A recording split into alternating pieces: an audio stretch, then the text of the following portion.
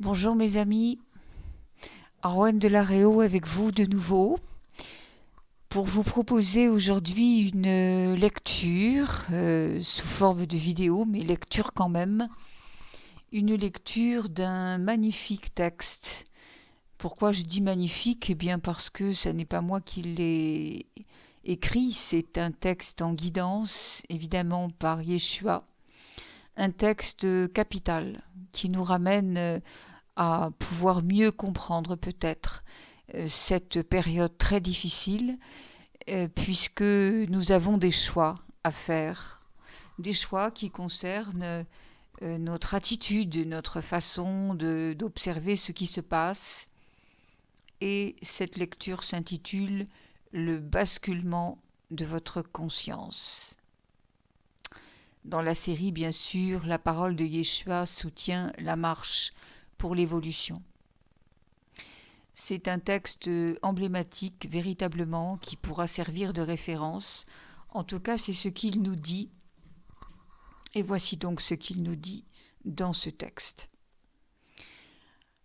Moi, Yeshua, suis heureux de vous offrir ce texte explicatif détaillé, mettant en lumière vos capacités à vous extirper de la matrice sombre, de la conscience de masse, afin de retrouver l'état divin de votre essence, de telle manière que vous puissiez le manifester sous votre aspect incarné.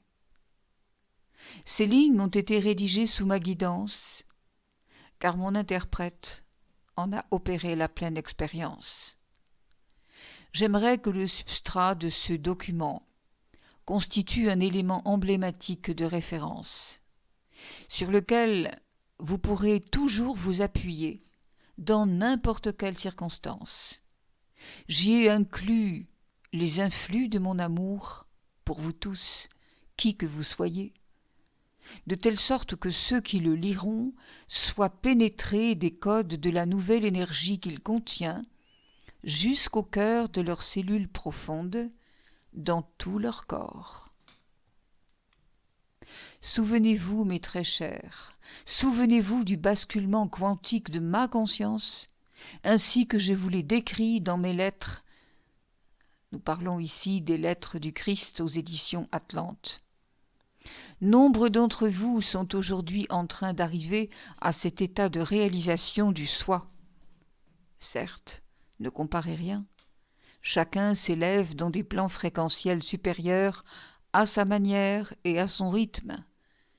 Néanmoins, même si vous conservez l'impression de traverser encore de grands tumultes, sachez que vous avez déchiré la majeure partie du voile qui maintenait votre vue rivée à l'inévitable identification humaine, au corps de souffrance, aux attachements, aux traditions, aux peurs et à tout ce qui en découle. Or, si vous avez peur, bien entendu le stress, l'anxiété, la colère, les questionnements, les jugements en font partie. Cela vous indique le degré de votre déconnexion d'avec la source. La peur est l'énergie de l'ego, ce qui veut dire que l'obscurité et le mental conditionné sont toujours gouvernants votre vie. Ne limitez pas vos compétences ou vos satisfactions aux domaines et aux comportements qui vous invitent à demeurer dans les cadres normatifs de l'ancien monde, en vous redonnant du confort moral, en vous faisant croire que vous êtes malgré tout heureux, ou bien que vous avez fait, ou encore mieux compris, que le reste du monde. N'oubliez pas, tant que vous respectez les règles de la matrice, tout vous incite à vous adapter au carcan inflexible de la conscience archontique. Vibratoirement parlant, une majorité d'entre vous porte encore des corps subtils infestés de parasites, au sens propre du terme. Bien sûr, ce n'est pas visible à l'œil physique. Certains ont des corps disloqués, rongés, à force d'avoir subi la maltraitance, l'ignorance, les sévices de la conscience sombre. D'autres ne sont plus qu'un grand espace de béance, encadré par des contours ankylosés, rouillés parfois.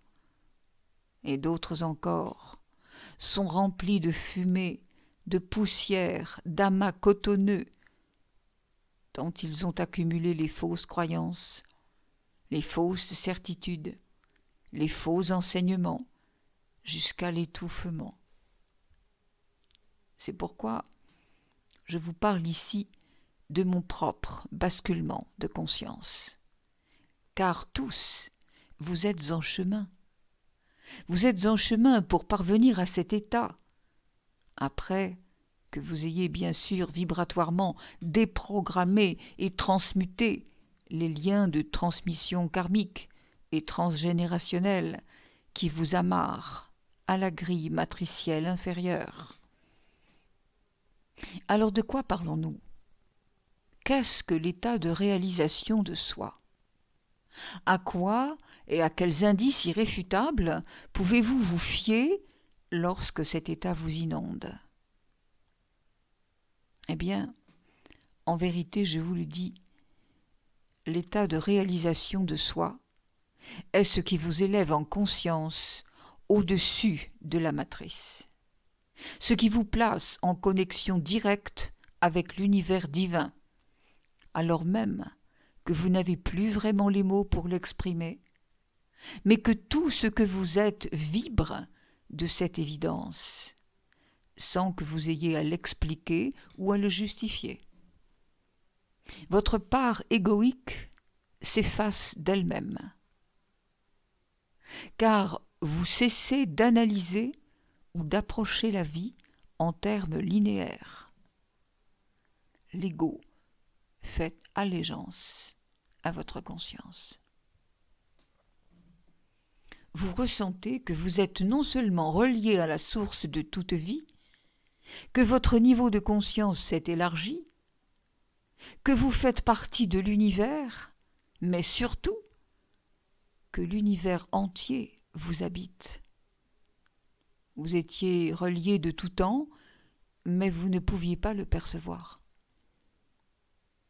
Vous ressentez que vous êtes la conscience, uniquement la conscience, l'intelligence divine. Et vous ne faites plus qu'un. Le grand retournement de la conscience vers elle-même se dépose dans le silence, un silence cosmique qui vous semblera évoquer l'immobilité, presque l'inerte, mais qui en réalité foisonne et s'affaire de la richesse incommensurable que recèle la conscience à travers tous les univers dans l'intemporalité. La différence avec le brouhaha des stress dans le monde matérialisé de l'existence est époustouflante. Plus rien ne peut vous faire peur ou vous déclencher hors de votre calme, vous départir de votre maîtrise émotionnelle, plus rien. Vous comprenez que tout ce qui vous advient s'insère dans le grand plan de votre âme et sert votre conscience intérieure. Il ne vous est rien demandé de vivre que vous ne soyez à la hauteur de relever dans la lumière, vous le savez. Spontanément, vous laissez votre âme vous guider, car vous sentez instinctivement que vous êtes toujours relié à elle. Vous avez toujours été relié à elle. Et vous avez toujours été elle, c'est-à-dire Dieu, la conscience universelle suprême. Vous sentez qu'elle a toujours merveilleusement veillé sur vous, minutieusement observé le moindre de vos gestes, et que tout le reste n'était que réflexe intellectuel conditionné à l'endoctrinement de la conscience inférieure.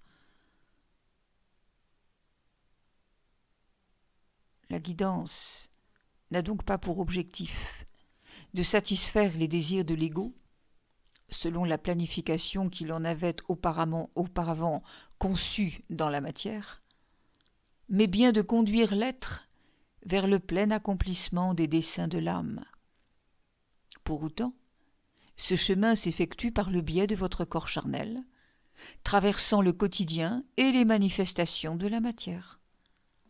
Vous saisissez instantanément que la conscience d'amour, sans discontinuer, vous propose un plan divin pour avancer dans votre vie concrète, mais que vous ne l'aviez jamais vraiment entendu ou écouté.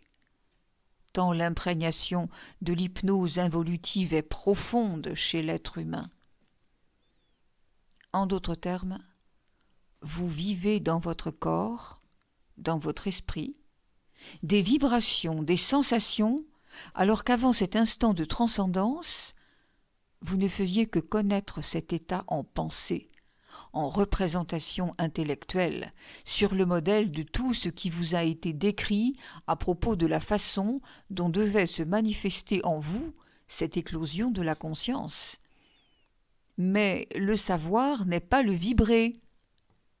Le vibrer, c'est ressentir en soi ce que l'on se contentait de supposer par anticipation ou de définir mentalement.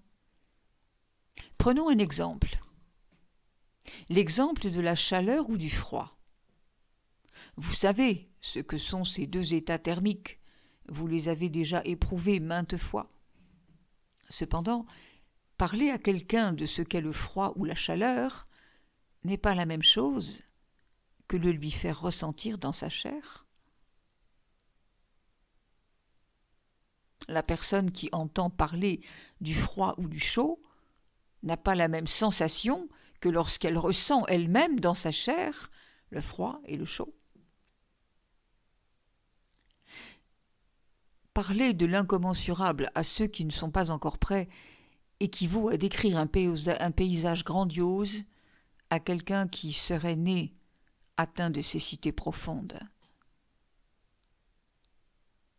On ne saurait définir ce qu'est cet état d'ouverture en référence à quoi que ce soit de connu.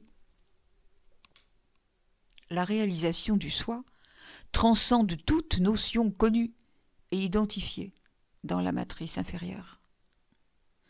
Ne cherchez donc pas à visualiser quoi que ce soit.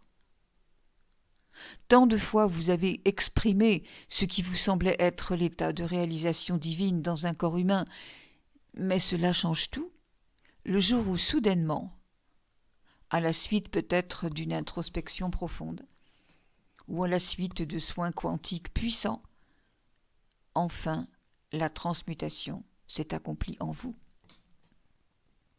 Vous découvrez, ému et ravi, le délice de jouir de la sécurité totale et de l'amour inconditionnel jusqu'au cœur de vos cellules. Vous venez de saisir dans le vivant ce qui ne faisait que résonner en vous sans que vous en ayez fait l'expérience directe. Vous ressentez naturellement et sans effort, sans questionnement, que la vie prend soin de votre vie. La grande vie prend soin de la petite vie, inconditionnellement et en permanence, quels que soient les contextes de votre existence. Vous vous sentez unis au tout, reliés à toutes les formes de vie dont aucune, dès lors, ne vous semble plus dangereuse ou ennemie. Vous êtes en fusion avec tout ce qui est. L'état de sérénité, de silence, fourmillant d'informations venues des plus hauts plans, cet état vous adombre. C'est comme si vous vous réveilliez d'un sommeil artificiel, et alors une joie irrépressible s'installe au fur et à mesure que vous retissez la vérité en vos centres-cœurs. C'est un grand oui à l'accueil de tout ce qui se présente, puisque tout est Dieu.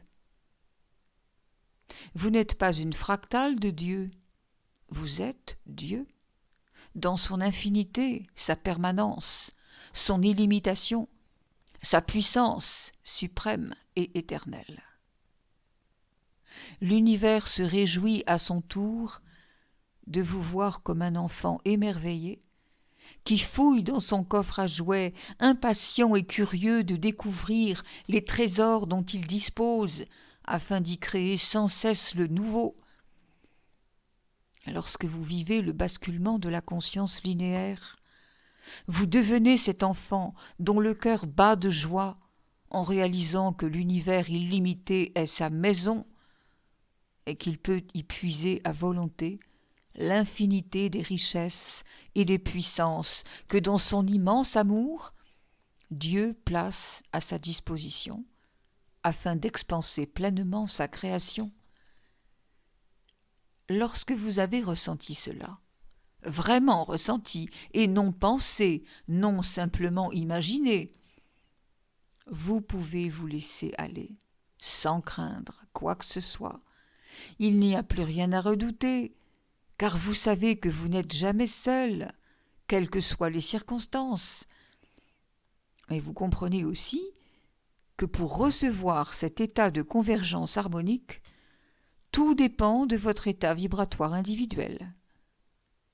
Si vous n'êtes pas en corrélation avec la pureté du cœur, vous demeurez prisonnier de la matrice, laquelle trouvera toujours la faille pour vous abattre dans vos faiblesses.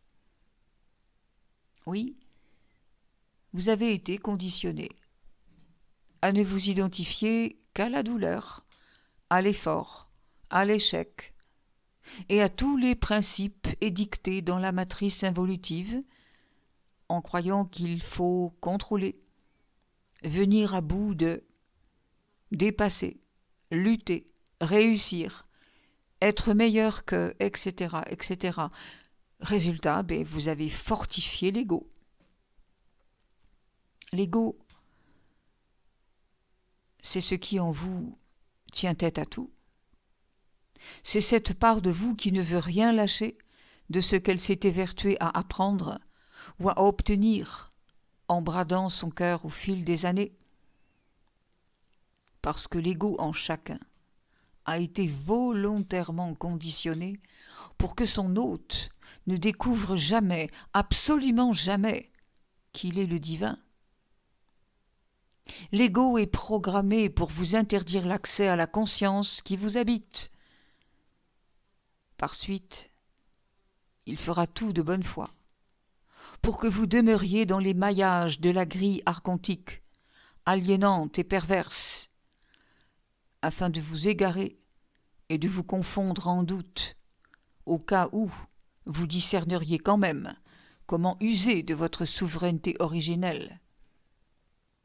Aucun de vous n'est fautif, mais pour autant, vous devrez réaliser l'urgence à sortir de là. C'est pourquoi nous insistons tant en vous demandant de lâcher les fonctionnements de votre ego. Pourquoi il est capital que vous fassiez ce saut quantique. Je répète, ce ne sont que des fonctionnements. Et vous avez tout pouvoir pour les transformer. Votre ego vous est nécessaire et bénéfique sur cette terre, mais tant qu'il se tient à sa place. Cependant, dès que vous le laissez vous diriger, en répondant aux programmations involutives électromagnétiquement imprimées en lui, vous quittez instantanément la voie. L'ego est cet aspect de vous qui ne s'autorise pas à lâcher, parce qu'il ne comprend pas comment agir en toute autonomie, et qu'il ne souhaite pas que cela se voie ou se sache. Par conséquent, il porte le blâme, renverse la responsabilité sur l'autre, ou bien se démobilise et fuit en se rejetant lui-même, déplorant son impuissance. L'ego, c'est ce qui en vous se rétracte, se contracte, se raidit, se rétrécit, combat, se protège, anticipe, stresse face aux devoirs, obligations et autres exigences que vous vous êtes imposées pour respecter les fonctionnements basiques dans la linéarité de la vie telle qu'on vous l'a enseignée. L'ego se referme, se blinde, s'illusionne, s'auto-punit, s'auto-détruit et tourne le dos à sa vérité. L'ego, c'est ce qui en vous argumente, juge, sépare, compare, jauge, rejette, lutte pour s'intégrer dans la matrice, à tout prix et contre nature. C'est ce qui en vous se défend, souffre, résiste, s'inquiète, nourrit l'anxiété et l'insécurité pour tout, car la seule référence est la dualité, la frayeur de l'impermanence, ce qu'il convient soi-disant de dire ou de faire ou de ne pas faire, et comment le faire, ce qu'il convient de dire, de ne pas dire ou comment le dire. C'est ce qui en vous se questionne, calcule, évalue à propos de chaque situation de vie. Chaque événement fait l'objet d'une pensée émotionnelle, en fonction des normes du bien et du mal, en fonction de ce qui semble contrecarrer vos volontés ou vos attentes affectives et relationnelles, alors que Dieu est en tout et partout. Il observe, serein, que vous cessiez de trépigner ou que vous séchiez vos larmes de désespoir, que vous mettiez un terme à toutes vos plaintes, vos addictions en tout genre, car c'est seulement à ce moment-là que vous le rencontrez. Vous attendez qu'il vous aide, mais c'est Dieu qui attend que vous réalisiez que vous et lui êtes de même. L'ego, c'est cette part de vous qui veut, qui s'exaspère, qui s'agrippe pour avoir raison, qui culpabilise et rabaisse les autres, qui ne donne qu'en perspective d'un retour à un quelconque niveau. L'ego a des attentes sur tout, un besoin de résultat pour tout. Alors il adhère aux stéréotypes. Il obéit aux traditions pluricentenaires venues de l'inconscient collectif et s'enorgueillit de se comporter ainsi. Son état d'apothéose est de pontifier sur tout, et justement à cause de son manque de perspective en tout. Tandis que, lorsque le basculement de la conscience s'accomplit, vous perdez la notion contraignante du temps linéaire. Vous entrez dans le temps du maintenant. Un état de grande sérénité et de complétude s'empare de vous. Vous n'avez plus qu'à déposer ce que vous êtes dans les bras aimants de la source pour vous y reposer. La source, elle vous aime éternellement. La vie que vous connaissez ne s'arrête pas après un basculement de la conscience. Bien au contraire, elle commence. La différence, c'est que vous l'observez différemment. Dans un présent sans cesse renouvelé, vous dansez avec la vie au lieu de vous battre contre elle, en tentant de la modifier à vos mesures. Quelles que soient vos aspirations, vous n'avez plus rien à atteindre, à proprement parler. Vos goûts, vos projets sont essentiellement constitués à partir du cœur et non plus à partir des considérations de la personnalité mentale ou bien fondés sur des motivations d'ordre émotionnel, culturel, éducationnel, social, économique ou autre. Par conséquent, vous savez qu'il n'y a plus qu'à se tourner vers la création universelle pour qu'elle produise, par l'intermédiaire de votre âme, dans le calme, l'abnégation de l'ego. La guidance de la conscience sait toujours pourquoi, quand, comment et par quels moyens vous approvisionner en tout, selon votre plan d'incarnation. Tout est inscrit dans une ultime simplicité fluide. La conscience d'amour cherche à jaillir de vous à chaque instant. Elle cherche à vous montrer le chemin à travers les différentes situations que vous rencontrez, mais vous la bloquez par l'usage de votre raisonnement mental et par la dépendance à vos croyances ancestrales, le respect de vos certitudes sur ce qui vous semble possible ou impossible, le fait que vous vous sentiez digne ou pas, le fait que vous soyez gouverné par des attachements de toute nature. Mais si vous vous sentez le besoin d'être digne, c'est que vous avez cru ne pas l'être. Vous arrêtez le flux, comprenez mes chers, vous arrêtez le flux en vous, et vous l'arrêtez en vous soumettant à l'extérieur et à ses jugements comme à ses règles. Vous êtes victime de vos propres interdits, de vos propres limitations émotionnelles et culturelles. On en revient ici toujours aux notions fondamentales de la foi et de la confiance en la conscience de la présence en vous. Demandez toujours à Dieu d'être avec vous dans tout ce que vous entreprenez. Entrez dans la substance de la foi et non dans la mentalisation subjective de son principe. Dès que vous revenez à la perception de l'ego, vous retombez dans l'idée de la séparation et vous subissez automatiquement les fonctionnements de la matrice inférieure. Pensez-y toujours. Le foisonnement constant des ressources et attributs de l'intelligence divine est toujours disponible à ceux qui lâchent les poids de l'ancien monde et s'abandonnent au tout. Devenez responsable du fait que les énergies qui, remontant de votre passé, tentent de vous affaiblir, ne puissent plus trouver de fissures pour vous investir.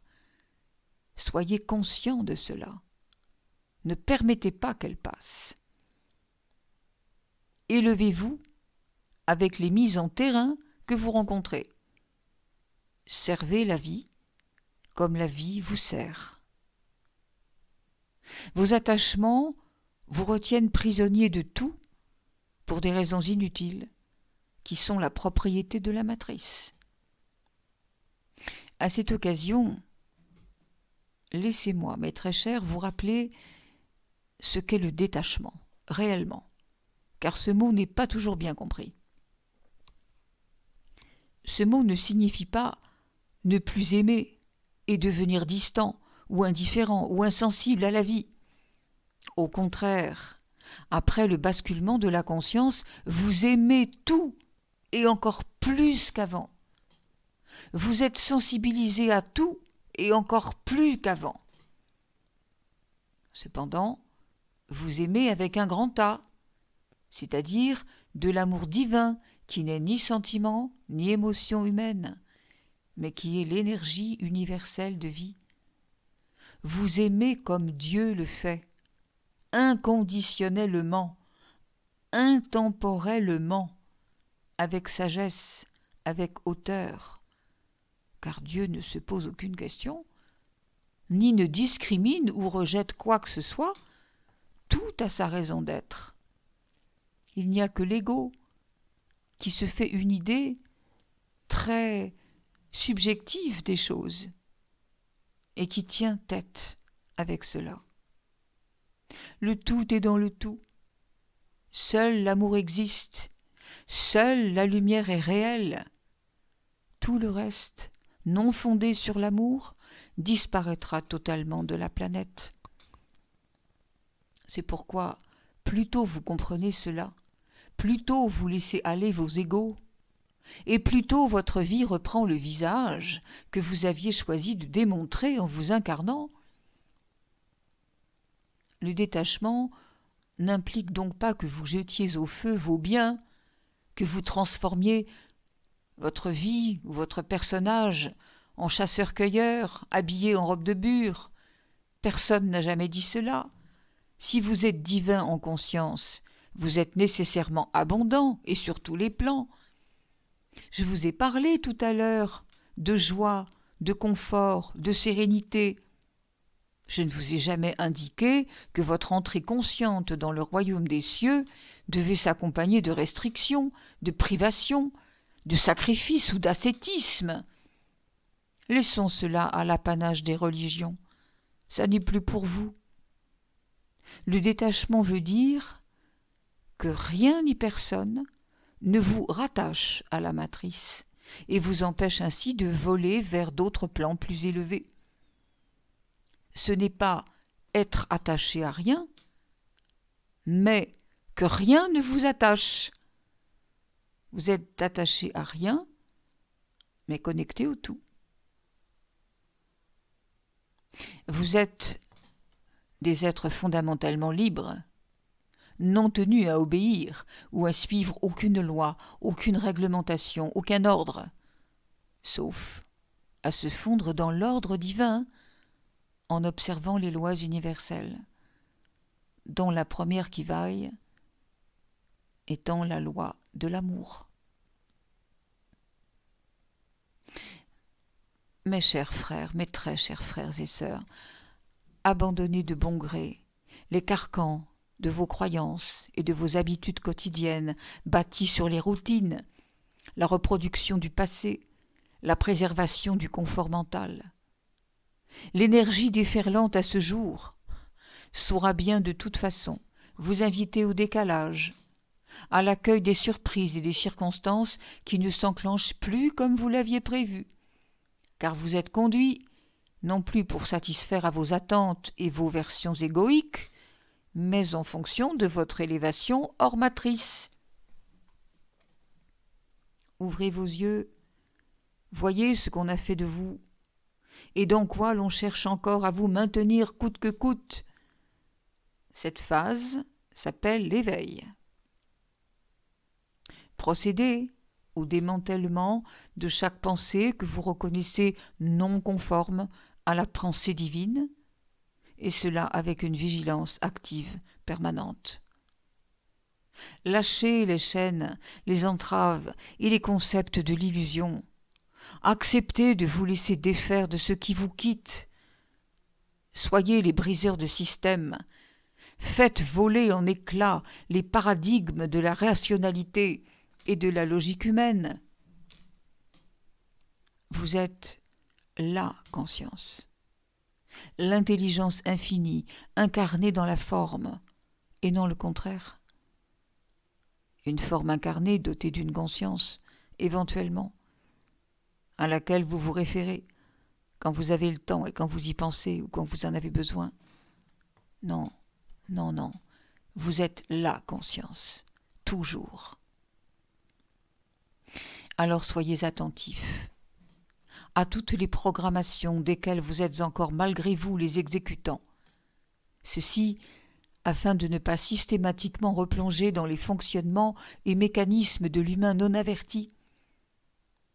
Ensuite, viendra la réalisation de qui vous êtes en réalité, parce que vous aurez accepté de vous libérer vous-même de tout ce qui vous mutilait et qui sera devenu inepte. Il n'y a plus de pression possible quand c'est l'amour divin qui conduit votre véhicule physique, qui crée les réalités les meilleures pour que vous alliez au plus haut de votre plan d'incarnation. Aucun stress, parce que vous sentez l'infini qui vous habite, vous sentez que la lumière est présente en vous, qu'elle l'a toujours été, mais que vous en étiez assez dissuadé pour ne pas vous en rendre conscient. Vous pouvez tous, vous aligner sur votre vérité d'être créateur, totalement délié de la grille matricielle archontique. Lorsque vous avez compris que vous êtes Dieu, tout vous est possible. Tout. Là, vous êtes tout à la fois le spectateur et l'acteur de votre vie. Autrement dit, vous vous positionnez comme le moyeu d'une roue. Vous êtes les créateurs de vos réalités.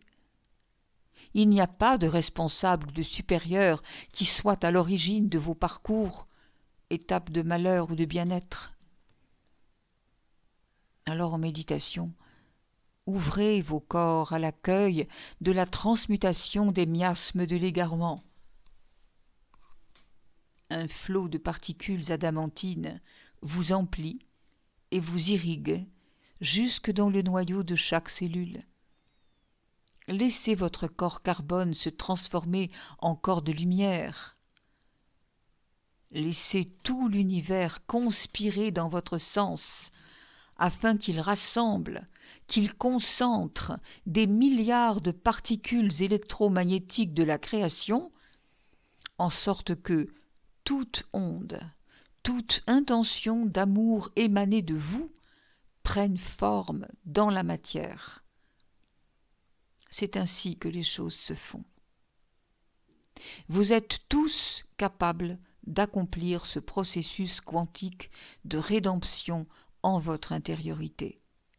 Vous êtes pour cela accompagnés et aimés au-delà même de tout ce que votre cerveau peut concevoir, au-delà de ce que votre ego peut supporter.